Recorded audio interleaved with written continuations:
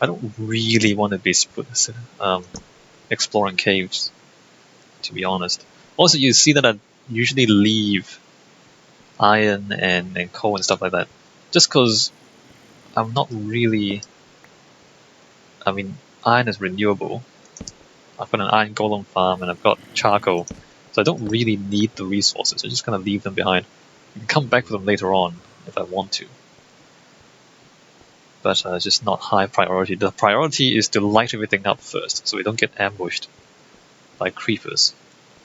So once the cave is safe, then we can get the resources, at our leisure, and we don't really have to worry about being ambushed. Okay, so staircase our way down here. Torch down. Alright, check your corners. Check your corners, alright, good.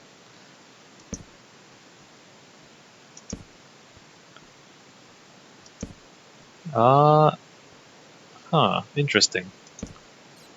It appears to be empty, the cave. Let me just check. Yeah, I think that's right.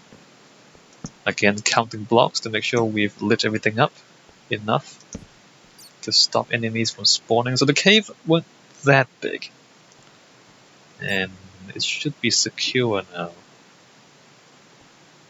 Alright, cool. So alright, that's good.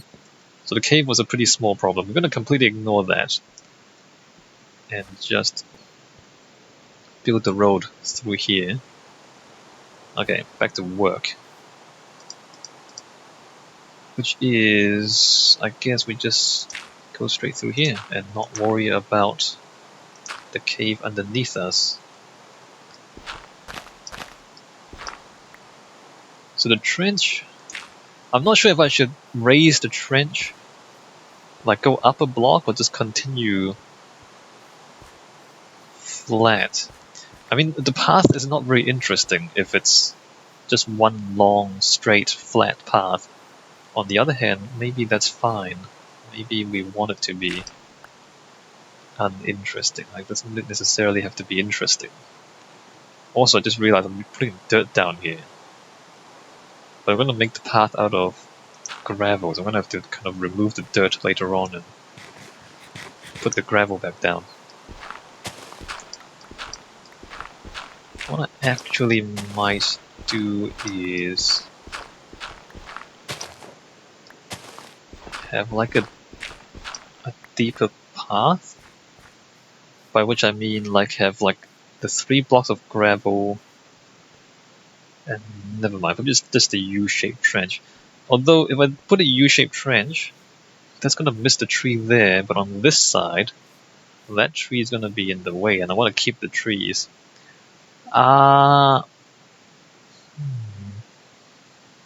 What if I only make the trench 3 blocks wide? I guess that's not a... I can do that, just make the trench 3 blocks wide. I also need to put torches down here, because it's gonna be dark inside here.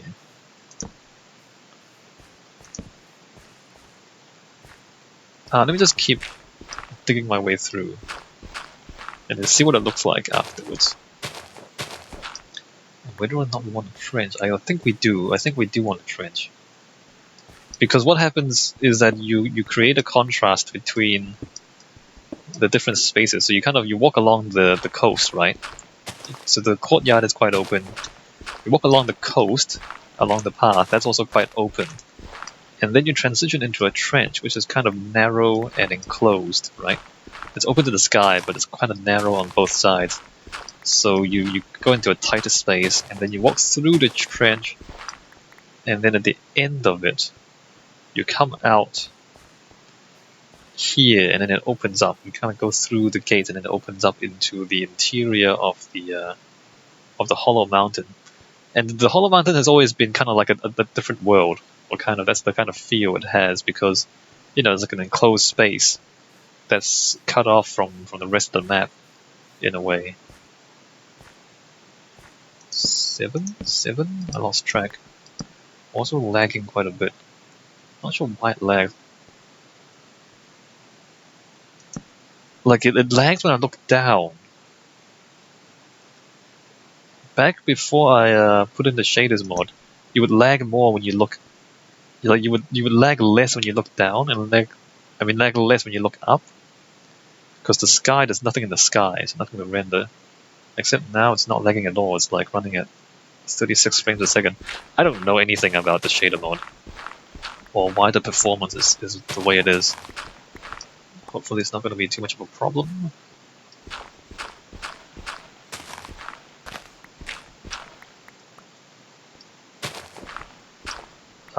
Another cave. We've come through here before. That's fine. Let me just continue through here. And there appears to be a tree in front of us. What to do about this tree? So this tree is kind of on the edge there as well. What to do about this tree? Because it's right there. I want to keep the tree. If I want to keep the tree, it means that I'll need to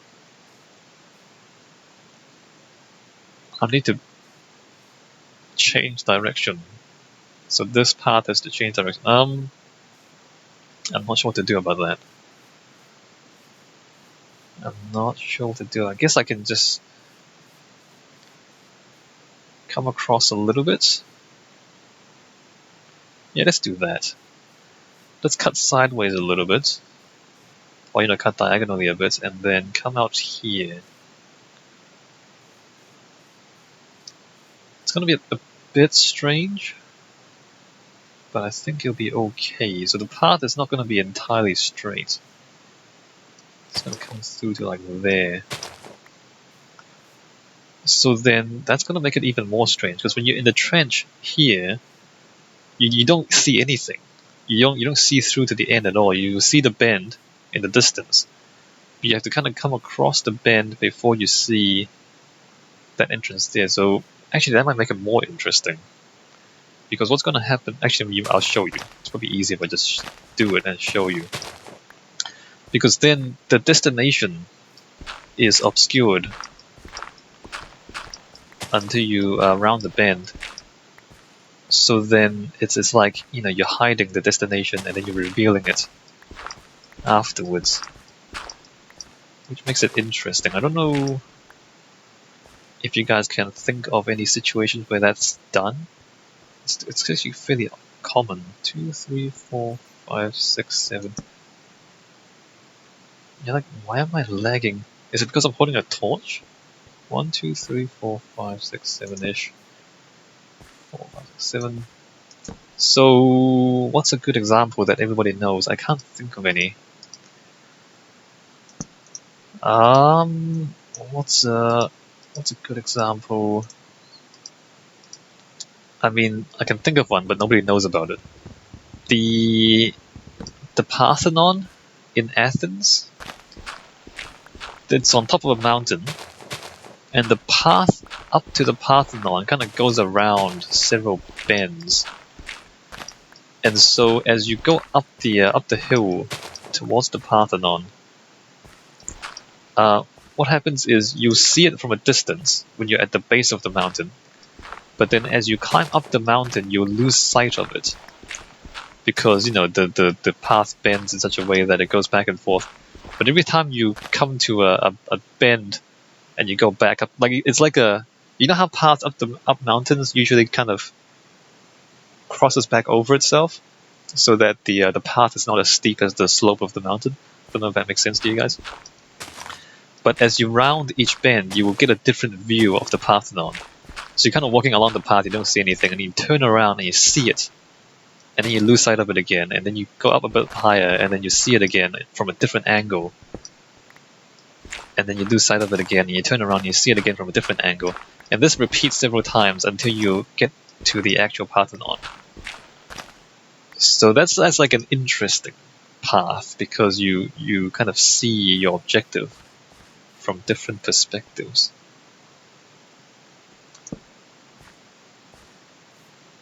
So that's interesting. Whereas, if you just have a straight path from your destination just straight up to your, like from your starting point straight up to your destination, then it's the same view along the entire path. And that's kind of not as interesting because like you at the, from the very start you see the same thing all the way to the end. Nothing really changes. You just kind of get closer and closer until you get there. And then it's not as interesting because it's just the same thing over like for the whole time. So it's less interesting than a path where you are shown a lot of different views of your destination, right? So there you go. So that's the concept behind winding paths. So let's see how this looks. I'm not sure about this. So from here, I'm gonna have to go up a few steps. I don't know if I should go up a few steps right at the start. And then you enter into this long trench. Imagine it's like at least 2 blocks wider, maybe even like 4 blocks wider. So it's either 3 blocks wide, the path, or it's 5 blocks wide. So you kind of come through here. Imagine it's probably difficult to imagine it being like 2 blocks wider. You kind of come through here, and then you round the bend, and then you get this. But even here, like the sides will obscure your vision. But you get this kind of tunnel vision, literally, as in like your vision is focused on your destination. You can't really see anything to either side. It's literally tunnel vision. So it really focuses your attention onto this entrance here, and that's kind of the point of the trench. Well, that's the idea behind having this trench here. I think it's going to be good. I think it's going to work out the way I planned. So I guess I have to dig some more and see how it looks. Alright, so the single block thing looks kind of good. Let's widen this into a 3 block wide trench and see how that looks. I don't know if you want to see me doing that because it's gonna take a while. 2, 3, 4. Okay, it's lagging again. I think it lags in the mornings and evenings because it has to recalculate the shadows. I think that's what it does. 2, 3, 4, 5, 6, 7.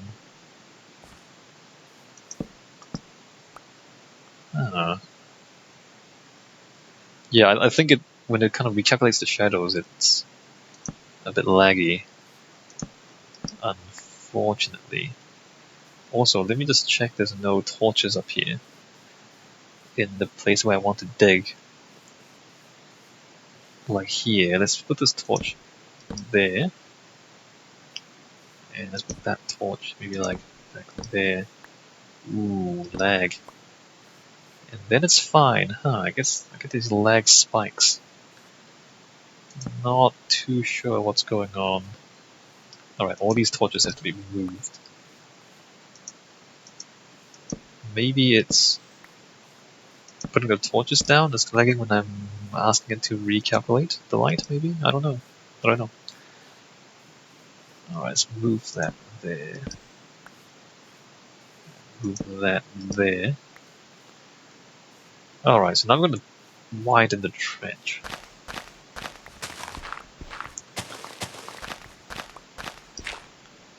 Just make sure we're not getting ambushed. Now we should be safe up here. There should be too much light on the surface for any hostile mobs to spawn. I just accidentally removed that one.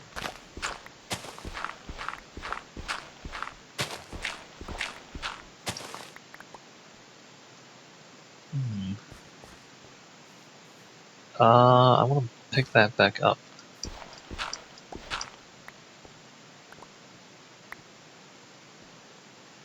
Did I drop? No, I didn't drop anything. I'm done there, right? So let's do that, and then fill this in, and dig. All right.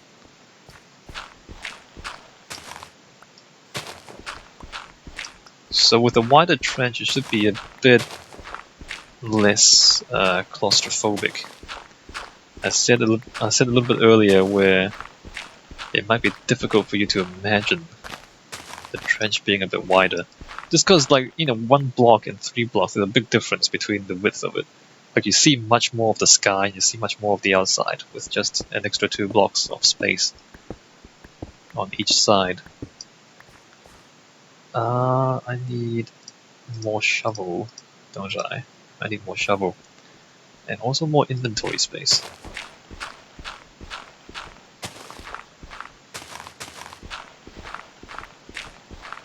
I wonder how difficult that would be to just make the inventory bigger in the game.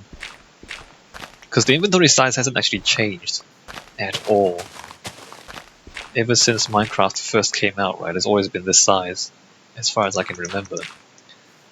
I don't know, is it a good idea to have the inventory at this particular size and just fill that in and just put that there? I don't think I picked those torches up. Maybe I did. Never mind. This comes through here. And then I guess I'm gonna do this. And this.